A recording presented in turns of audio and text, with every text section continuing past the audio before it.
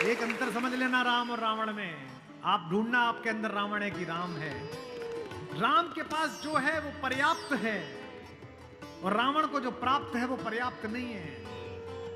रावण के पास पंचकन्याओं में पूजित हमारे मेरठ की पंचकन्याओं में सबसे सुंदर स्त्री मंदोदरी जैसी सती मां उनकी पत्नी है, लेकिन उसके बाद भी जंगल में घूमते हुए एक तपस्वी की वलकल पहने हुए युवती को अपनी रानी बनाना चाहता है। लेकिन युद्ध के आखिरी दिन जब रावण पड़ा हुआ है नीचे निश्चेष, उसका शव पड़ा हुआ है, तो मंदोदरी ने विलाप करने के बाद पूछा, वो कहां गया जिसने इसे मारा?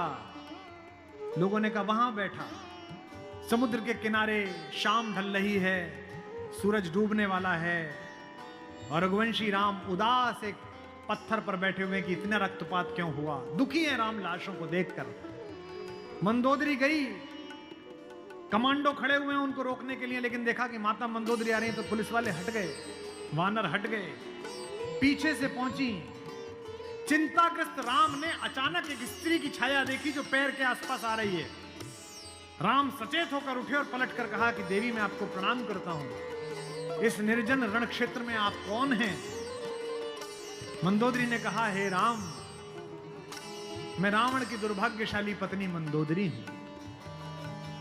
राम ने कहा, मां मैं आपसे क्षमा चाहता हूं, आपका पति बड़ा तेजस्वी था, महाज्ञानी था, उच्च कुल में पैदा हुआ था, ब्रह्मा का वंशज था, लेकिन उसने अनीति की थी इसलिए मुझे उसको मारना पड़ा। मैं आपके इस शोक के लिए क्षमा चाहता हूं। मंदोदरी ने कहा, मैं इसलिए नहीं आई कि मैं तुम्हें कोसूं।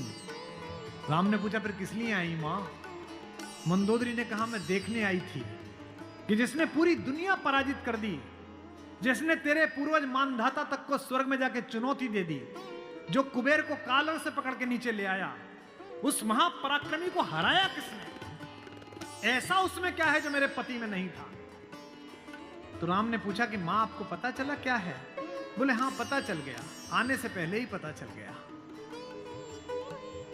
राम ने पूछा क्या अंतर है?